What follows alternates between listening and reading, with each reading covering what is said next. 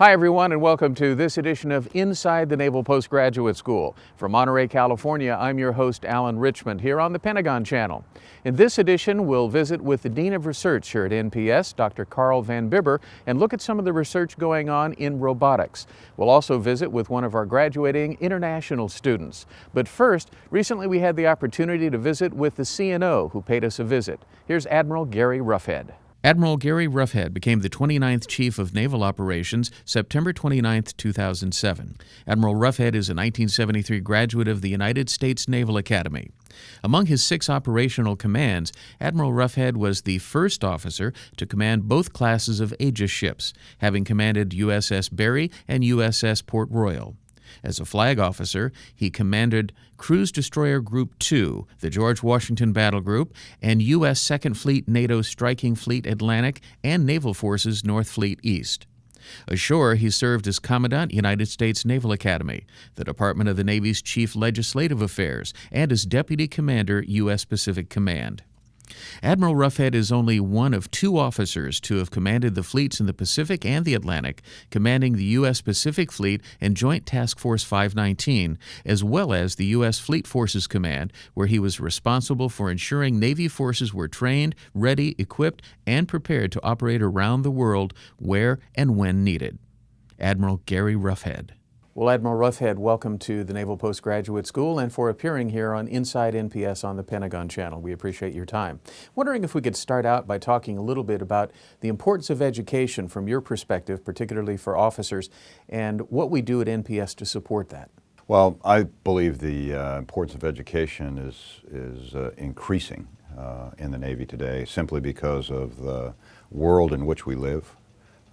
Understanding not just the geopolitical changes that are occurring, but I think we all know that physical changes are taking place as well. As you look at the Arctic and you see the different climate change issues that we're encountering, if you look at demographics globally, how populations are moving, creations of megacities. So there's that dimension of it. The other is just the sweeping technological change that we are undergoing, not just in the Navy and the military, but globally. The access to information, the use of that information, how it's applied, requires people to take the time, to spend the time, to immerse themselves in educational institutions, specifically the Naval Postgraduate School, so that they can think about these things in the context of the future. What does it mean for our Navy? What does it mean for our nation? Because the young men and women that come here are the leaders of our Navy and nation in the future. And this institution in particular provides a unique place for them to study, to be mentored, to think, to develop relationships that will be good for all of us. How are budget cuts affecting today's military in general, and especially the Navy? Well, I think the biggest issue that we deal with today with regard to the budget is the continuing resolution that we're operating under. Now, and by the time this segment is aired, perhaps we will be out from under the continuing resolution, and I hope we are. But that is putting an incredible amount of pressure on us, and if it lasts much longer, it will affect the budgets in the future years, because we'll have to go in and take those budgets apart and reprioritize some things. But I think that what we in the Navy have done is we've put forth in both 2011 and 2012 some very good budgets. I'm pleased with how we have been able to resource our shipbuilding programs, aviation programs, our information dominance programs, and especially how we have been able to take care of the men and women who serve and their families. So I think we're in a very good place. But there's no question that budget pressures are going to continue. I think all of us are well aware of the financial challenges that we as a nation and many other nations face. And so we have to ensure that we remain the good stewards of the American taxpayers' money. And to build budgets that give us the capability to do what the nation expects of us, but that we do it as efficiently and as effectively as possible. Well, certainly budget cuts are affecting the military in general and the Navy as well. But recently, you put the Naval Postgraduate School on a level playing field with the War College and the Academy, and we want to certainly thank you for that. Well, thank you, and it was something that I believed needed to be done because it is such a unique institution where we do bring people together for this unique educational experience at NPS, and in my mind, this institution must reflect that priority. And so we did some changes, and I'm pleased to hear that at least on the ground, or as we say in the Navy, on the deck plates, that those changes are being seen and that it's contributing to the mission of NPS. Well, now that we've celebrated our centennial and we look at the way ahead, what do you think the relevance of the Naval Postgraduate School is today? Well, I believe that NPS arguably could even be more relevant than it has in the past because of the changes that we all see sweeping the globe, whether they're physical, political, economic, or technological, or demographic. But I also believe that NPS gives the nation and indeed the international community the ability for young people from around the world to come together in ways that, as you look into the past, that level of interagency international cooperation, I don't believe was as extensive as it currently is and where I believe it needs to be in the future. And NPS gives us that venue, gives us that place where you can bring that intellectual capital together to develop those types of relationships that are going to be increasingly more important in the increasingly globalized world in which we're going to live. So I believe that NPS's best days are ahead and not in the past. Well, sir, you certainly had a long and distinguished naval career, and I know part of your responsibility as CNO is planning for tomorrow's Navy. How is that plan going?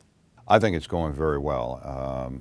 The Navy of tomorrow will still be required, at least for the foreseeable future, to be able to provide the nation the capabilities that have been within our traditions. Sea control, power projection, being a deterrent force, being that forward deployed Navy that is in place that can respond to crises as they arise. And tragically, we're experiencing that in Japan today. Our response in Libya was prompt, effective. But we also are going to be moving into new areas. The idea of cyberspace and this information domain is an area that is new, that will be more complex, and I would project even more important in the future. And the work that's done here, the ability for the students at NPS and the great faculty here to help us think through that future is going to be extraordinarily important. I believe that we're going to see additional applications of unmanned systems. And so how do you not only provide the types of technologies that are required, but what are the concepts and how are you going to operate these? And then how does that interact with the manned systems that we have all grown up with? Again, NPS is a place where that can come together. And then, of course, the ability to study the world and the geopolitical changes that are taking place. I think NPS has always had a niche in that regard.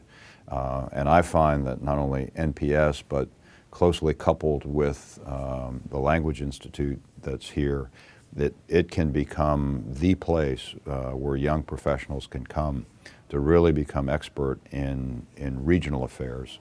That will be important. So I see the Navy of tomorrow continuing to be in the forefront of technology, the Navy of tomorrow continuing to look at how those technologies can be best employed, and the Navy of tomorrow requiring young leaders to really understand the changes that are taking place and how we as a Navy, how we as a military, how we as a nation not only fit into those venues and circumstances, but that we are able to lead and influence in a positive way so that future generations can enjoy the prosperity and the security that they deserve. Well, certainly that's the big perspective, but what would you think about in the next 5 to 10 years in terms of what you'd like to see? What I would like to see in the next 5 years is for the Navy, and I speak of the Navy in particular because of my position, but to really seize the opportunities in this world of information dominance, and how do we as a Navy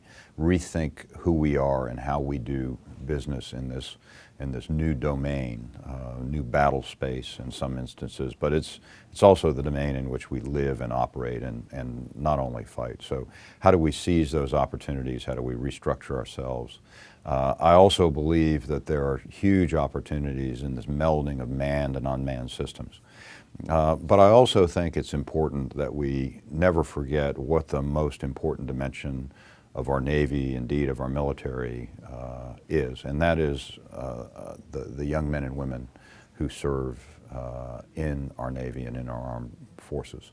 And so what are the types of policies that we must put in place to continue to attract, to recruit, and retain the talent and the commitment to serve that has been the hallmark of the Navy in the past, and that will continue to be that same hallmark into the future. One of the most recent issues to come up is don't ask, don't tell, and I'm just wondering how we're doing with that particular issue. I think the way ahead on Don't Ask, Don't Tell is moving along very well.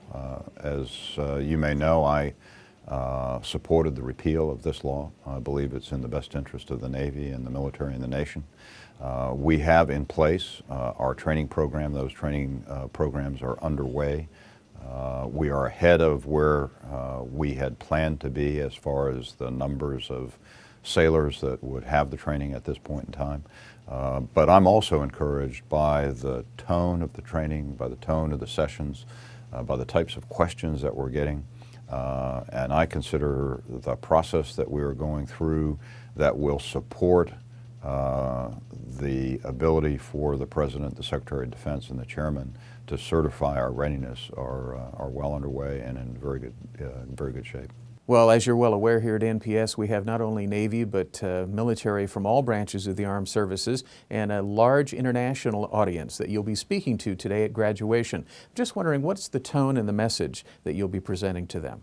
Well, my overall message to the graduates here is to take what they have learned, to not look to the future with trepidation, but rather to look ahead with opportunity, because they, through their experiences here, are better prepared than most to step into that future and to lead and to seize the opportunities that are out there.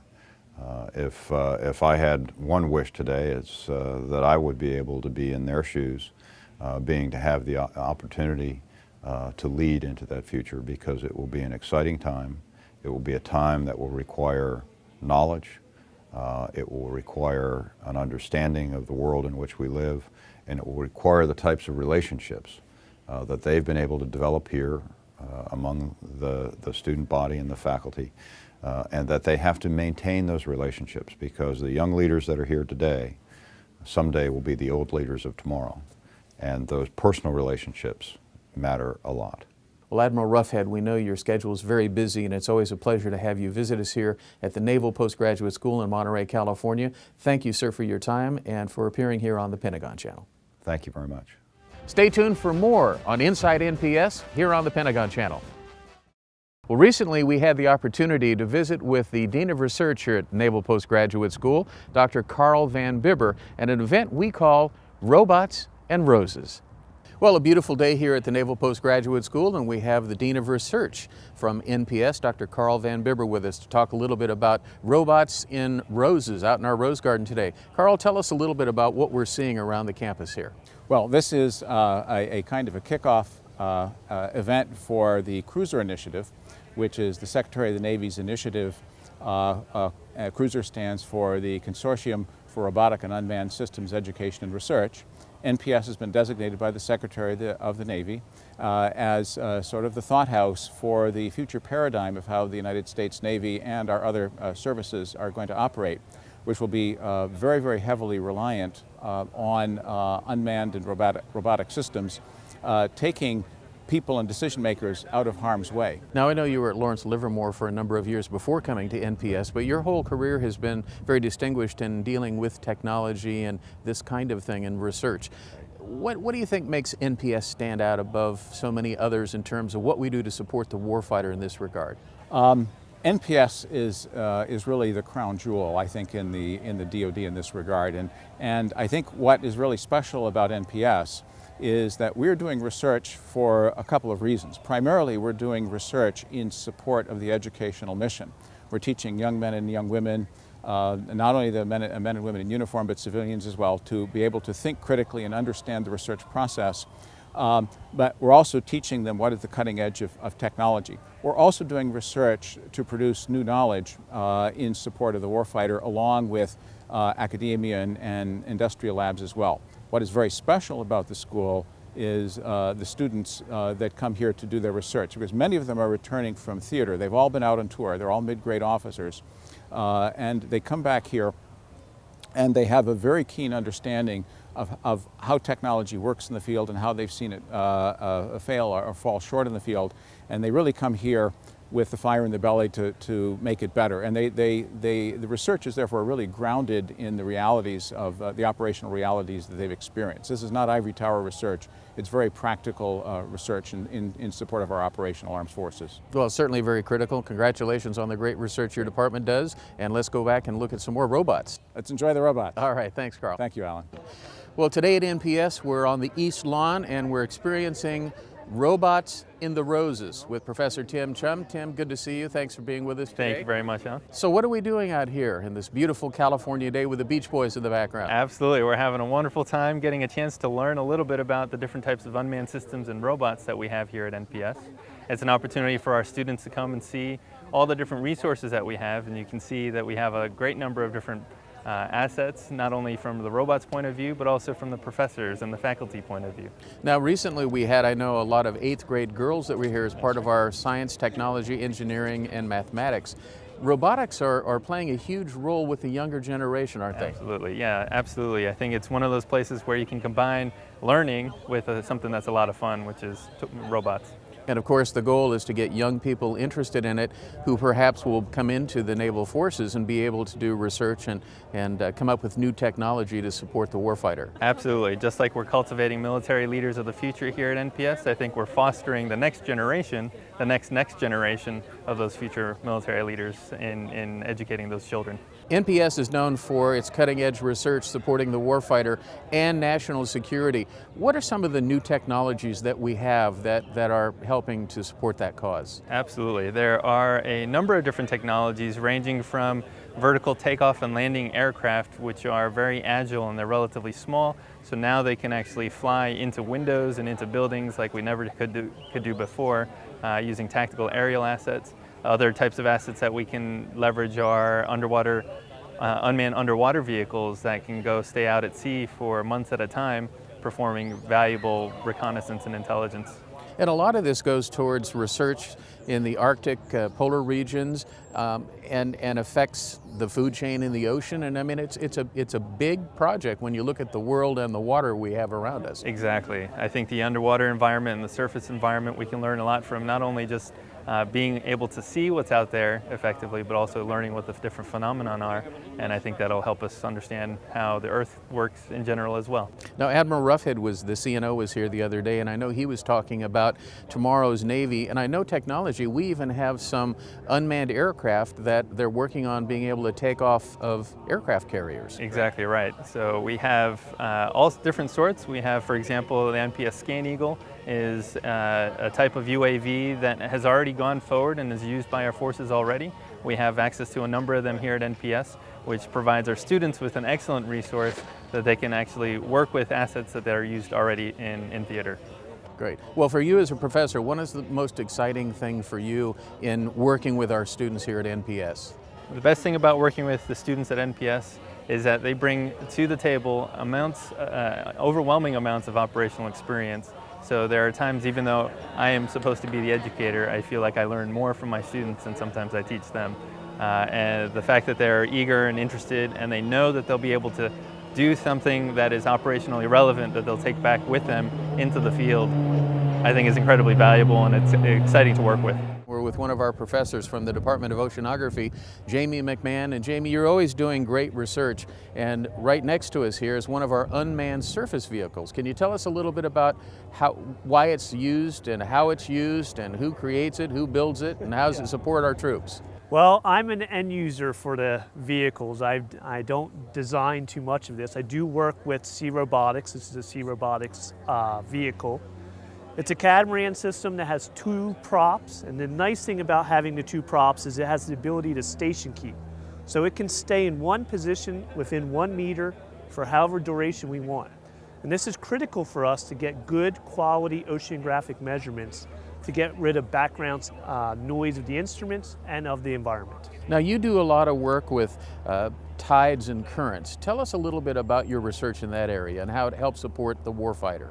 Well, what we're using, what our goal is now is to collect high quality measurements so that we can validate models. Once we have good understanding and good confidence in our models, then with minimal information, they can go in, figure out what the environment looks like, and then predict it. Now, we have some other vehicles with us here, a little one on the ground here. It's kind of a robot. Can you tell us a little bit what that's used for? So, different environments require different platforms. So as I mentioned, the catamaran here is good for riverine, estuarine environments, and actually out in the ocean. But once you get into the surf zone, there's too much waves, turbulence, high flow.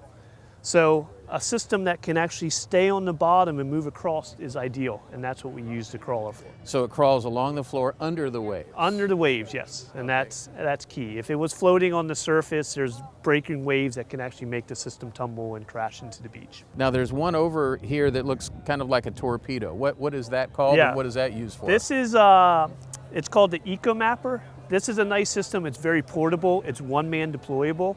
So we can go with one person, put them on an airplane, send them out, collect measurements quickly, and come back. This is what a lot of people will start using in the future, and we're tinkering with how to optimize data collection with a single vehicle. Great. Well, keep up the good work and the research. It. Thank you. Thanks, Jamie. Well, lots of exciting research here at NPS on robotics. I'm sure you'll agree with that. Well, coming up after the break, we'll visit with one of our recent international school graduates from Moldova. Well, here at the Naval Postgraduate School in Monterey, California, we have students from over 70 different nations around the world. Recently, we had the opportunity to visit with one of our latest graduating international students. Here's Diana. Diana, thank you very much for taking time to appear with us here on Inside NPS on the Pentagon Channel to talk about your international experience. Tell us what country you're from and what your previous experience in the military was before you came to NPS. I am from Republic of Moldova. Talking about my military experience, I would say that it's a recent one. I started to work for Ministry of Defense as a civilian, and then I joined military in 2008, and I started my career as a military in the Defense Planning and Defense Policy Department. Specifically, what was your experience from the military side of things in your country? I am an officer behind the desk. I am working with the European Security and Defense Policy. This is the European Union policy, and I work with, so as I said, with the Defense Planning Department. I'm a planner. How is it that you selected the Naval Postgraduate School to continue your education? You know, I have always believed that a strong military education is the foundation for professional military.